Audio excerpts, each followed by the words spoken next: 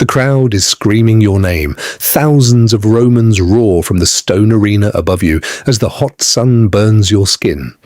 You can smell sweat, blood, dirt, and death. Across from you stands another gladiator. His armor is damaged. His breathing is heavy. And just like you, he knows only one of you may leave this arena alive. The gates slam shut behind you. There's no escape now. Welcome to ancient Rome, where human suffering became entertainment, and your life as a gladiator was far more brutal than Hollywood makes it seem. When most people think of gladiators, they imagine glory, legendary warriors, massive crowds, epic battles, and sure, some gladiators became celebrities, but for most, life inside the Roman arena was terrifying, painful, and unbelievably cruel, because behind the fame, you were still trapped in a system built around violence and death, and the Roman people loved every second of it. So today, let's step into the blood-stained sandals of a Roman gladiator and experience what life was really like inside one of history's deadliest professions. First, most gladiators didn't choose this life. Many were slaves, prisoners of war, criminals, conquered enemies. Rome was constantly invading other lands. And when Rome conquered you, there was a good chance your future involved chains. Some people did volunteer to become gladiators, usually because they were desperate for money or fame. But imagine how miserable your life had to be to willingly enter an arena where people might stab you to death for public entertainment. That's insane. Once selected, you were sent to a gladiator school called a ludus, and from that moment forward, your old life was basically over. Now, surprisingly, gladiators were actually valuable investments. Think about it. Training a fighter took money, food, weapons, years of practice. So owners didn't usually want gladiators dying immediately. That means you weren't treated like royalty, but you also weren't disposable garbage. You were more like expensive human property. Inside the gladiator school, life was strict and brutal. You trained constantly. Sword drills, shield practice, combat exercises, endurance training. Your instructors were often former gladiators themselves. Which sounds cool until you realize these men had survived years of watching people die in arenas. They were hardened monsters. And discipline was severe. Disobedience could mean beatings, starvation, punishment, death. Some gladiators were even kept in cells to prevent escape. Because honestly, most people don't willingly stay in murder school. Now here's something weird. Roman gladiators actually had a special diet. They ate lots of barley, beans, and grains. In fact, gladiators were sometimes nicknamed barley men. The goal wasn't to make them shredded like modern action heroes.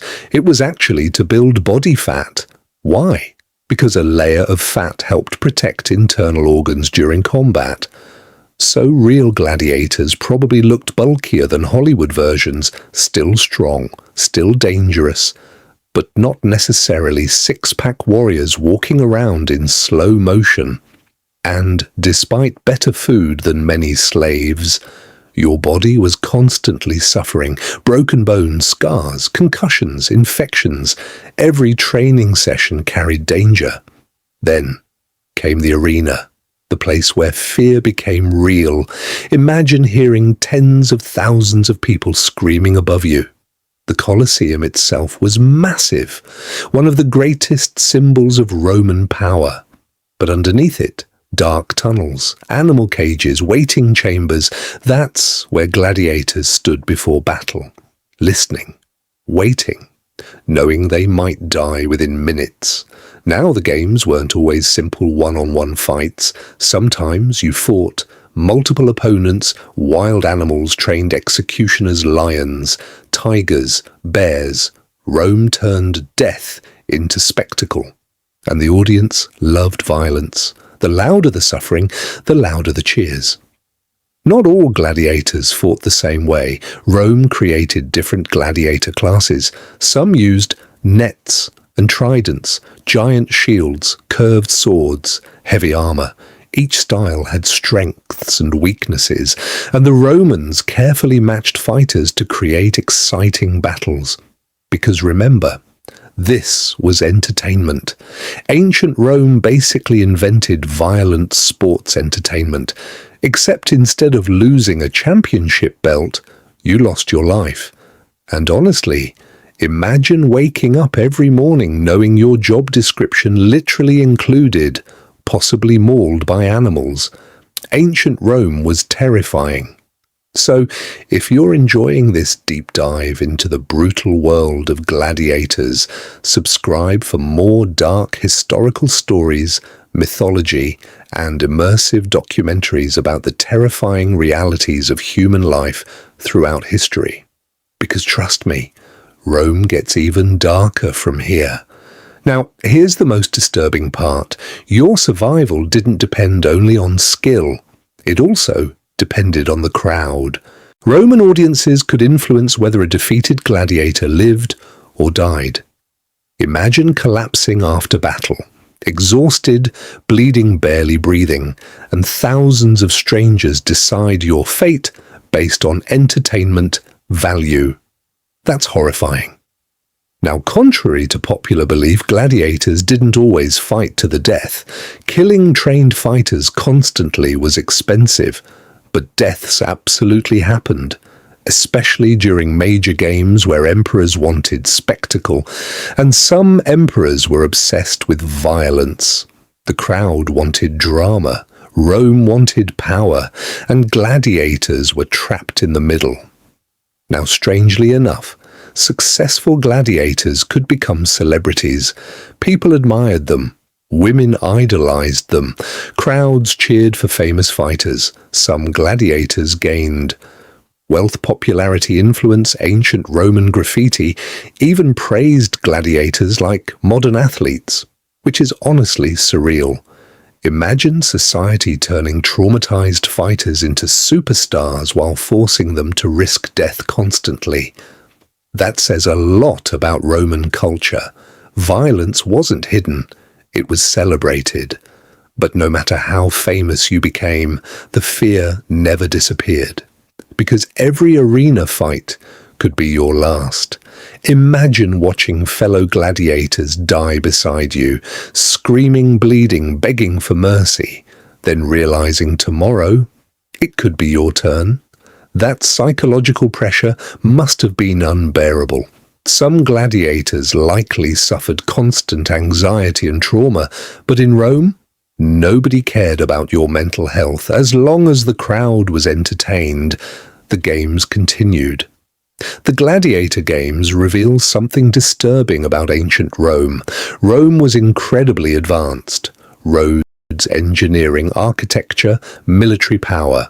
But it was also deeply brutal. Public executions were entertainment. Violence became culture. The arena symbolized Roman dominance. It told the people, Rome controls life and death. And honestly, that's part of why the empire fascinated the world for so long. It was magnificent and horrifying at the same time. If you survived long enough, you might eventually earn freedom.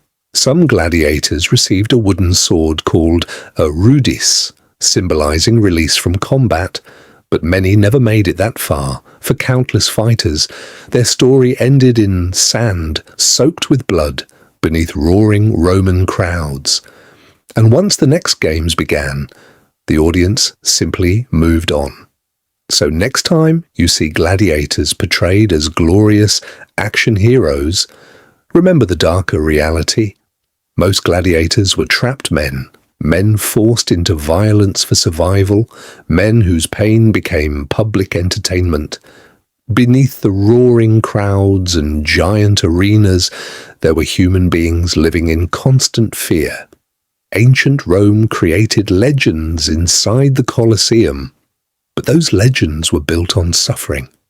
And honestly, that's what makes gladiator history both fascinating and deeply terrifying.